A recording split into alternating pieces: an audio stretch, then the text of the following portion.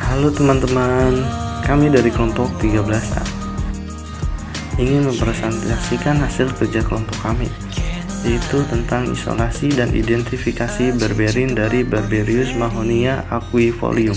Selanjutnya nama-nama dari anggota kami yaitu yang pertama Abdul Lutfi, yang kedua Agil Fadilah, dan yang ketiga Siti Mabdatul Rahmah.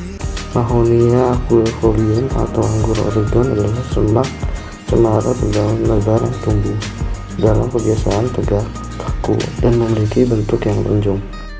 Klasifikasi: ada kindungnya plantae, subkindungnya Tracheobionta, subdivisinya Spermatophyta, divisinya Magneliophyta, kelasnya Magnoliopsida, subkelas Magnolidae, ordo Ranuncularis, famili Berberidaceae, genusnya Mahonta, spesiesnya Mahonla aquifolium.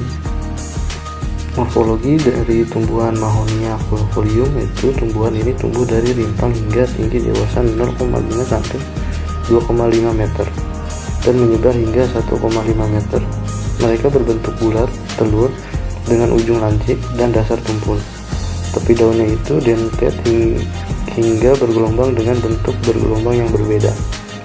Kulit bagian dalam dan akar mengandung pigmen kuning yang merupakan isyarat visual yang menunjukkan adanya berberik alkaloid penting. Buahnya juga dibuat menjadi selai, jelly, dan jus. Secara tradisional dipermanis dengan mencampurkan dengan salad, yaitu bawang merah. Kandungan senyawanya yaitu ada alkaloid dan alkaloid yang berbelit. Alkaloid merupakan golongan senyawa metabolit sekunder yang bersifat basa dengan satu atau lebih atom nitrogen yang umumnya berada dalam gabungan sistem siklik. Golongan senyawa ini biasanya memiliki aktivitas farmakologis pada manusia dan hewan. Ciri-ciri alkaloid umumnya berbentuk padat kristal, meskipun dalam suhu kamar ada yang cair, misalkan nikotin. Memutar bidang polarisasi, berasa pahit, bentuk garam larut dalam air, dan larut dalam pelarut organik dalam bentuk bebas atau basanya. Golongan alkaloid dibagi menjadi dua, yaitu alkaloid non-heterosiklik dan alkaloid heterosiklik. Alkaloid non-heterosiklik adalah primer, meskalin, sekunder, efedrin, tersier, atropin, dan kuaterner, tubokurarin. Alkaloid heterosiklik perolidin, firozidin, senekolin, viridin, dan viveridin, trofan, quinolin, aforfin, quinolizidin, indol atau benjovirol, indizidin, imidazol, furin atau kafein, steroidal, dan terpenoid. Macam-macam alkaloid. Alkaloid alisiklik, alkaloid yang berasal dari asam amino, oranitin, dan lisin. Alkaloid aromatik jenis fenilalin. Alkaloid yang berasal dari fenilalin, tirosin, dan 3,4 hidroksivinila. Dan yang terakhir ada alkaloid aromatik jenis indol, alkaloid yang berasal dari triptotan. Alkaloid berberin. Berberin merupakan salah satu alkaloid alami yang terkandung dalam tanaman sebagai hidroklorida atau sulfat dengan rumus struktur C2OH1 9NO5. Berberin hidroklorida adalah alkaloid isoquinolin yang diisolasi dari akar, rimpang, dan kulit batang banyak tanaman obat seperti Hydrirastis canadensis, Coptis chinensis, Berberis aquifolium, Berberis vulgaris, Berberis aristata, dan Berberis thunbergii.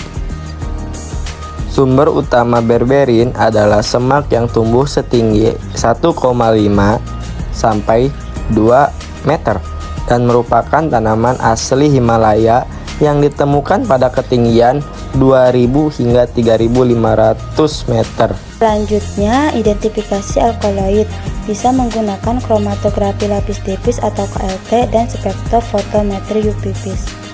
Metode yang pertama yaitu kromatografi lapis tipis atau KLT. KLT adalah salah satu metode pemisahan komponen menggunakan fasa diam berupa plat dengan lapisan bahan adsorben inert.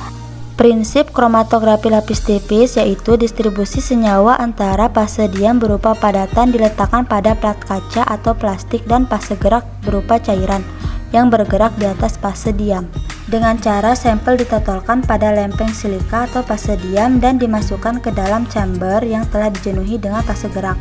Fase diam dielusi hingga batas, kemudian diangkat dan dikeringkan. Bercak yang berbentuk diamati di bawah sinar UV 250 nanometer dan 366 nanometer, serta disemprot dengan 10 reaksi drag and drop. Setelah disemprot, lempeng KLT akan menunjukkan warna coklat sampai jingga atau oranye sampai merah atau coklat berlatar belakang kuning. Metode yang kedua yaitu spektrofotometri UV-Vis. Spektrofotometri UV-Vis adalah pengukuran serapan cahaya di daerah ultraviolet 200-350 nanometer dan sinar tampak 350-800 nanometer oleh suatu senyawa. Prinsip kerja spektrofotometri ini yaitu interaksi antara radiasi elektromagnetik berupa sinar monokromatis dari sumber sinar dengan materi berupa molekul.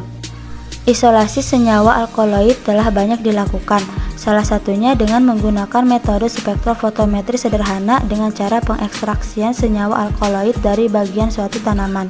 Obat dan reagen yang digunakan adalah bromokresol green atau BCG. Prinsip dari metode ini adalah penetapan kadar alkaloid berdasarkan pembentukan kompleks antara alkaloid dengan reagen BCG yang akan membentuk senyawa berwarna kuning. Penentuan alkaloid total dengan larutan standar berberin klorida dapat diukur pada panjang gelombang maksimumnya yaitu 415 nanometer.